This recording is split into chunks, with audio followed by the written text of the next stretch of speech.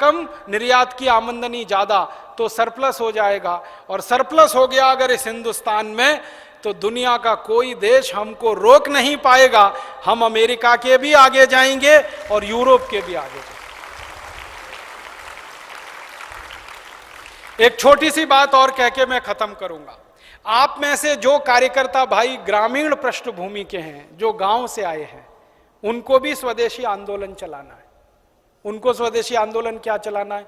अपने गांव में विदेशी कंपनियों की सबसे ज्यादा बिकने वाली जो चीज है वो है रासायनिक खाद, जिसको हम यूरिया कहते हैं, डीएपी कहते हैं, सुपर फॉस्फेट कहते हैं, और रासायनिक कीटनाशक जिसको एंडोसल्फान कहते हैं, मेलाथियान कहते हैं, पैराथियान कहते हैं, बेंजीन हेक्साक्लोराइड कहते हैं। तो ये विदेशी कंपनियों के कीटनाशक और रासायनिक खाद, ये किसानों के बीच में सबसे ज्यादा खरीदी जाती है। और एक साल में 4,80,000 करोड़ रुपए की खरीदी जाती है रासायनिक खाद और कीटनाशक। माने हमारे किसान हर साल रासायनिक खाद और कीटनाशक खरीदकर विदेशी कंपनियों को 4,80,000 करोड़ रुपए दे रहे हैं। ये भी हमको बचाना है। तो क्या करना है? किसानों को जो समझाना है जाकर गांव गांव में कि भैया ये रासायनिक खाद विदेशी है, ये मत डालो। तो किसान पूछेगा क्या डालें?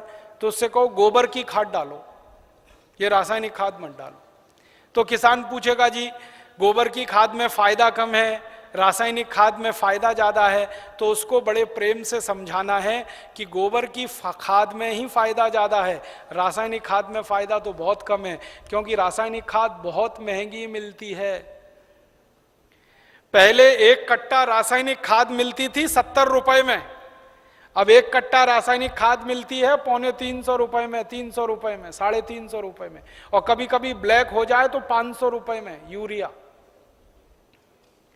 और हर साल कीमत बढ़ती जाती है। क्यों? क्योंकि ये रासायनिक खाद बनती है उन वस्तुओं से जिनको पेट्रोलियम प्रोडक्ट्स कहा जाता है, और सारे पेट्रोलियम प्रोडक्ट्स जिसको नेफ्था कहते हैं वो विदेशों से आता है। इसका पैसा पूरा विदेश में जाता है। किसानों को समझाइए ये कि बहुत महंगी पड़ती है। और इसकी महंगाई पता है दूसरी क्या है? एक बार आपने खेत में 1 कट्टा यूरिया डाल दिया तो अगली बार 2 कट्टा डालना पड़ेगा, 2 बोरे डालना पड़ेगा। और एक बार 2 बोरे पड़ गया तो अगली बार 3 बोरे डालना पड़ेगा। एक बार 3 पड़ गया तो फिर 4 डालना पड़ेगा। हर बार बढ़ता ही जाता है, बढ़ता ही जाता है, बढ़ता ही जाता है, खर्चा बढ़ता जाता है।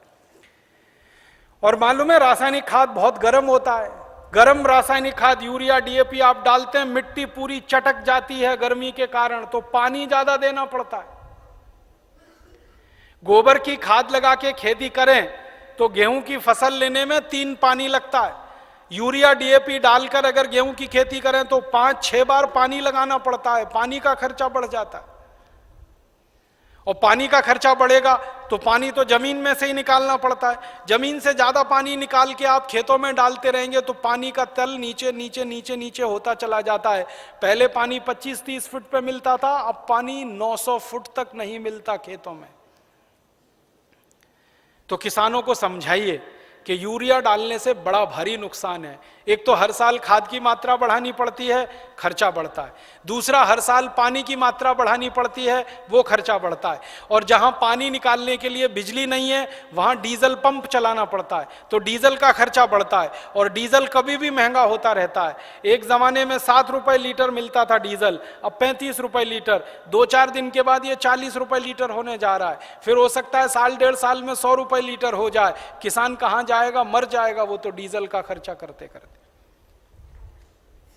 और फिर एक और नुकसान होता है कि ये यूरिया डीएपी जब हम खेत में डालते हैं तो मिट्टी में ये केमिकल घुल जाते हैं, और मिट्टी में घुल गए तो पौधे की जड़ में आ जाते हैं, पौधे की जड़ से पौधे के तने में आ जाते हैं, पौधे के तने से पौधे के फल में आ जाते हैं, पौधे के फल में आ जाते हैं तो फिर वही फल हम खाते हैं, हमारे शरीर में आ जाते हैं।